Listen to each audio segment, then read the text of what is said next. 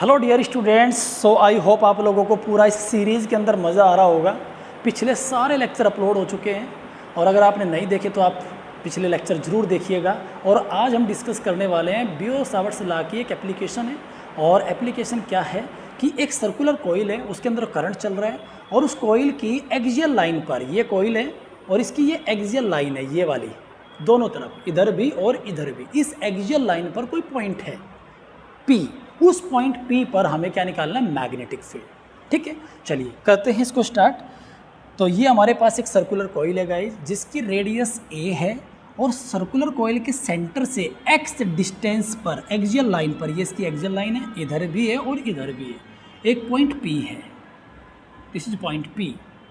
इस point P पर हमें क्या निकालना है? Magnetic field. ओके, तो कैसे निकालेंगे? हम क्या करते हैं, छोटा सा करंट एलिमेंट ले लेते हैं यहाँ पर। ठीक है, अलग कलर से रिप्रेजेंट करेंगे, ये रेड कलर DL। इसकी लेंथ कितनी है हमारी? DL। ये DL लेंथ का एक छोटा सा करंट एलिमेंट है हमारा। और मैग्नेटिक फील्ड, इसमें जो करंट चल रहा है वो इस तरीके से चल रहा है भाई, जिसकी वजह से हमारा मैग्नेटिक फील्ड इधर ही बनेगा। आइए, ओके, ठीक है, एंटी क्लॉकवाइज घूम रहा है। ओके, सो गाइज, इस DL से पॉइंट P तक का जो डिस्टेंस है वो कितना है? इसे मान लेते हैं हम R। ये डिस्टेंस है हमारा R। This is distance R। Pythagoras लगा के R भी हम निकाल देंगे, √a² प्लस x²। ठीक है, अब मुझे एक बात बताइए, ये जो डिस्टेंस है ना, ये डिस्टेंस कुछ इस टाइप से है।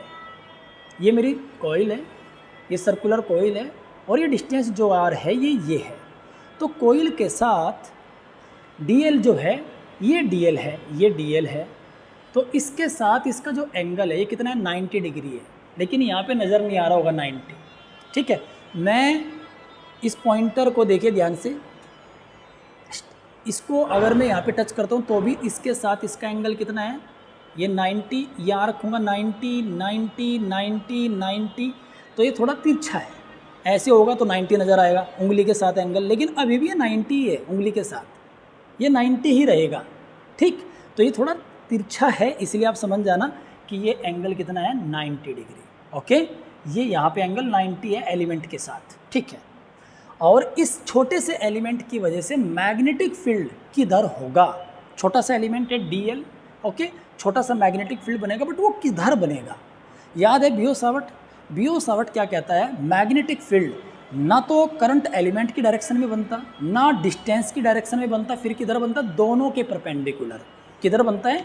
दोनों के ही परपेंडिकुलर बनता है। ठीक है, तो बियो-सावर्ट्स का जो वेक्टर फॉर्म है DB is equal to μ0/4 pi IDL sine theta upon R², ये होता है। तो इसका वेक्टर फॉर्म क्या था? याद हो अगर आपको, DB is equal to μ0/4 pi IDL cross vector R। ठीक है, मैं क्या करने वाला हूँ, R से ऊपर और R से नीचे मल्टीप्लाई करेंगे तो DL R आ जाएगा, DLR साइन थीटा क्या हो जाएगा? DL क्रॉस वेक्टर R, और नीचे आ जाएगा वेक्टर R का मैग्नीट्यूड का power 3। This is the vector form of Biot Savart's law. ये वेक्टर फॉर्म है बियो-सावर्ट्स लॉ की। इसके ऊपर भी क्वेश्चन बनते हैं कई बार, सीधा MCQ में यही दे देता, भाई वेक्टर फॉर्म बताओ, नीचे 4 दिए गए ऑप्शन में क्या है। तो this is the vector form of Biot Savart's law. तो यहाँ से हमें एक चीज़ पता चलती है कि जो फोर्स होगा ना, जो मैग्नेटिक फील्ड होगा, उसकी डायरेक्शन ना तो करंट एलिमेंट की तरफ है ना R की तरफ है, फिर किधर है? दोनों के परपेंडिकुलर है, मतलब R के साथ 90 डिग्री का एंगल होगा। ठीक है, कैसे है? दोनों के परपेंडिकुलर। ये करंट है, ये R है, अंगूठा करंट जो मेरी पाम है ये R है, तो मैग्नेटिक फील्ड किधर है? दोनों के परपेंडिकुलर, ये परपेंडिकुलर ऑफ द पाम। याद आया? ये हमारा मैग्नेटिक फील्ड है। तो मैग्नेटिक फील्ड हमेशा R के साथ कितने एंगल पर रहेगा? 90 डिग्री पे। तो किधर बनेगा? ये किधर बनेगा? यस, ये बनेगा इस डायरेक्शन में 90 डिग्री के एंगल पर, ऐसे। तो इसकी वजह से जो मैग्नेटिक फील्ड है वो इधर है, और कितना है? छोटा सा है, DB। ठीक है, ये DB मैग्नेटिक फील्ड इधर है। ठीक है भैया, है, कोई बात नहीं। तो ये एंगल अगर हमारा थीटा है, ठीक है, ये एंगल अगर हमारा थीटा है, तो अब इस डी बी के में दो कंपोनेंट बनाने वाला हूँ। पहले तो इसको निकाल लेंगे कितना होगा। तो डी बी इसमें क्या लिखेंगे, let a point P is present on the axial line of a current carrying circular coil at a distance of X from the centre of the coil. Coil के सेंटर से भाई X distance पे point P है और एक छोटा सा current element ले लिया हमने डी एल, उसकी वजह से जो मैग्नेटिक फील्ड है पॉइंट पी पर वो कितना है डी बी, और डिस्टेंस कितनी है आर, आर को मेंशन करेंगे। सारी बातें आपने थ्योरी में लिखनी है, शॉर्टकट नहीं मारना है, नंबर भी शॉर्टकट में मिलेंगे नहीं तो, ओके। और इसके बाद डी बी की वैल्यू कितनी आएगी, now D B is equal to mu naught upon 4 pi I D L sine theta कितना है यहाँ पे 90, इसके आर के बीच और डी एल के बीच एंगल 90 है, तो साइन 90 कितना हो गया 1, साइन 90 अपॉन दोनों के बीच का डिस्टेंस आर का स्क्वायर, तो आर का स्क्वायर करेंगे मतलब root a square plus x square का होल स्क्वायर। तो ये बन जाएगा हमारा D B is equal to mu naught upon 4 pi I D L upon a square plus x square. ये डी बी की वैल्यू आ गई, इक्वेशन फर्स्ट, ये डी बी की वैल्यू है। सो गाइज अब क्या करने वाले हैं, पहले तो इसको छोटा कर लेते हैं भाई,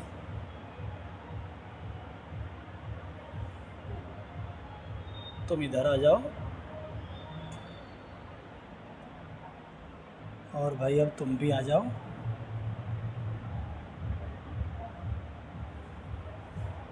ओके, ये डीबी की वैल्यू आ गई हमारी।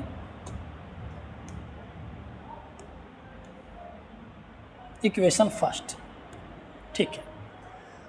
अब ये डीबी आ गया। अब इस डीबी के दो रेक्टेंगुलर कंपोनेंट बनाएंगे, एक एक्स डायरेक्शन में हॉरिजॉन्टली, एक वर्टिकली। तो हॉरिजॉन्टली जो कंपोनेंट बनेगा वो बनेगा इधर इस डायरेक्शन में, और वर्टिकल वाला बनेगा भैया इधर, ठीक है। अगर ये एंगल थीटा है तो ये एंगल भी थीटा होगा। पूछो क्यों? क्यों पूछ सकते हो भाई सर, ये क्यों होगा थीटा? इसे हम मान लेते हैं एंगल 1, इसे हम मान लेते हैं एंगल 2, इसे मान लेते हैं एंगल 3। मुझे एक बात बताइए, ये तो पता है ना आपको, ये कितना है 90, यस। एंगल 1 प्लस एंगल 2 कितना है 90, और आपको ये भी मालूम है एंगल 2 और एंगल 3 ये दोनों देखो ध्यान से, ये भी कितना है 90 है। तो एंगल 2 प्लस 3 भी कितना है 90, दोनों को बराबर रखेंगे भाई। 1 plus 2 is equal to 2 plus 3, तो 2 से 2 कैंसिल, जितना 1 उतना 3, तो 1 कितना है थीटा, तो 3 भी कितना होगा थीटा। सीधी सी बात है, दोनों थीटा आ गए। अब डीबी का ये वाला जो थीटा वाला कंपोनेंट है इसको क्या बोलेंगे, डीबी कोस थीटा, और दूसरा कंपोनेंट क्या बन जाएगा डीबी साइन थीटा, ठीक है। सिमिलरली इसी के अपोजिट एक कंपोनेंट और लेंगे हम यहाँ पे, इसके बिल्कुल अपोजिट दूसरी तरफ। तो ये वाला जो कंपोनेंट है इसकी लेंथ भी डीएल है, इसकी लेंथ भी कितनी है भाई डीएल। तो इसकी वजह से यहाँ जो मैग्नेटिक फील्ड होगा वो किधर होगा, यहाँ से यहाँ तक की लेंथ हमारी वही सेम आर। ओ भाई क्या बात है, यहाँ से यहाँ तक की लेंथ कितनी है भैया आर, ठीक है, सेम लेंथ है। एंगल भी कितना बनेगा थीटा, ठीक है। और इसकी वजह से, इस एलिमेंट की वजह से यहाँ मैग्नेटिक फील्ड इस लेंथ के साथ आर के साथ परपेंडिकुलर होगा। परपेंडिकुलर होगा तो किधर होगा भाई, कुछ इस तरीके से होगा। अब इसके भी दो कंपोनेंट बनाएंगे हम, ठीक है। अब इसके भी ये कितना होगा डीबी, ये भी कितना होगा डीबी, इसको डीबी डैश मान लेते हैं चलो। लेकिन हमें पता है डीबी और डीबी डैश दोनों इक्वल है, क्यों? करंट एलिमेंट इक्वल है, लेंथ इक्वल है, एंगल इक्वल, सब कुछ इक्वल है, तो डीबी और डीबी डैश भी क्या होगा इक्वल होगा, ठीक है, ये हमें मालूम है। तो इस डीबी डैश को भी रिजोल्व करेंगे हम, ठीक है। इसके भी दो कंपोनेंट बनाएंगे, एक कंपोनेंट इसका इस डायरेक्शन में वर्टिकली और एक हॉरिजॉन्टली, ठीक है भाई। तो दोनों का नाम लिख लेते हैं। ये एंगल भी कितना हो जाएगा हमारा थीटा, तो ये बन जाएगा D B dash cos theta, और ये हो जाएगा D B dash sine theta. अब हमें पता है डी बी कोस थीटा और D B dash cos theta दोनों इक्वल एंड अपोजिट है, तो ये दोनों क्या करने वाले हैं एक दूसरे को, ये दोनों एक दूसरे को कैंसल आउट कर देंगे। केवल क्या बचा, इसके और इसके, इन दोनों एलिमेंट की वजह से यहाँ जो मैग्नेटिक फील्ड था, इन दोनों की वजह से यहाँ जो मैग्नेटिक फील्ड था उसके वर्टिकल कंपोनेंट हो चुके हैं कैंसल आउट, केवल हॉरिजॉन्टल कंपोनेंट बचे हैं, दोनों ऐड हो जाएंगे। लेकिन ऐसे तो एलिमेंट और भी हैं। तो सेम सिमिलरली आगे अगर हम देखें तो यहाँ पे एक एलिमेंट है ये वाला, और ये वाला जो एलिमेंट है इनके भी वर्टिकल कंपोनेंट क्या हो जाएंगे, कैंसल, और हॉरिजॉन्टल कंपोनेंट बचने वाले हैं। फिर आगे ये वाला कंपोनेंट और ये वाला जो कंपोनेंट है इनके भी वर्टिकल कंपोनेंट कैंसिल हो जाएंगे, हॉरिजॉन्टल बचेंगे। फिर ऐसे हर किसी के क्या बचने वाले हैं, समझ गए आप, सबके वर्टिकल क्या हो जाएंगे भाई, कैंसिल आउट, केवल क्या बचेंगे, हॉरिजॉन्टल। और हम क्या करेंगे, इन सब का इंटीग्रेशन कर देंगे, डी वी कोस थीटा बचने वाला, तो इसका सारे का क्या कर देंगे हम, इंटीग्रेशन। तो now net magnetic field, net magnetic field B is equal to integration किसका, dB साइन थीटा। तो dB की वैल्यू है अपने पास, ये इक्वेशन फर्स्ट में, साइन थीटा और निकाल लो, यहाँ से साइन थीटा निकालेंगे तो sine theta perpendicular upon hypotenuse, this is perpendicular a upon a square plus x square की पावर हाफ। ये वैल्यू यहाँ पुट करेंगे तो ये बन जाएगा हमारा, चलिए आगे ले लेते हैं, B is equal to D B integration sine theta, value put करेंगे dB की, mu naught I upon 4 pi a square plus x square और dl साइन थीटा कितना है हमारा, a upon under root a square x square, root को power half लिख दिया। एक बार चेक कर लेते हैं सही है क्या, नहीं तो फिर दिक्कत आएगी। चलिए हाँ ओके, थोड़ा नॉइस आ रहा होगा गाइज, कोई दिक्कत नहीं है, लेकिन समझने की कोशिश कीजिए। बाहर कावड़ का मौसम चल रहा है तो कावड़िए जा रहे हैं, तो बड़ा अच्छा इन्वायरमेंट है, हल्की हल्की बारिश चल रही है, मज़ा आ रहा है, ठीक है। तो बीच बीच में हमें भी अच्छा लग रहा है कि अच्छे अच्छे भजन सुनने को मिलते हैं। चलिए आगे देख लेते हैं अब dB की वैल्यू, यस सही है। चलिए अब इसको क्या करते हैं, हम इंटीग्रेट करेंगे। So B is equal to mu naught I a upon 4 pi, ये देखिए पावर 1 यहाँ पे है, हाफ यहाँ पे, तो कितनी हो जाएगी टोटल 3/2 ए स्क्वायर प्लस एक्स स्क्वायर की पावर 3/2 इंटीग्रेशन किसका, dl का इंटीग्रेशन का मतलब क्या है, वो कह रहा है कि dl भाई पूरा बता दो ये कितना है, 2 पाई a note r, circumference 2 pi a बनेगा क्योंकि इसका रेडियस a है। तो इंटीग्रेशन ऑफ dl का मतलब है 2 पाई a, इसका मतलब है 2 पाई a, यहाँ पे पुट कर देंगे। तो b is equal to mu naught I a upon 4 pi a square plus x square की पावर 3/2 इंटू 2 पाई ए। इसको काटना मत भूल के भी, बिल्कुल भी नहीं भाई, बिल्कुल मत काट देना। अब देखिए क्या बन गया, a इंटू ए स्क्वायर, ठीक है, 2 साथ में रखो, आई भी ऐसे रखो, 4 पाई को भी ऐसे रखो। चलिए आगे देखते हैं क्या बनेगा। तो b is equal to mu naught I into 2 pi a square upon 4 pi a square plus x square की पावर 3/2। एक बार चेक कर लीजिए सही है क्या, हाँ mu naught I 2 pi a square, बाकी सब ठीक है।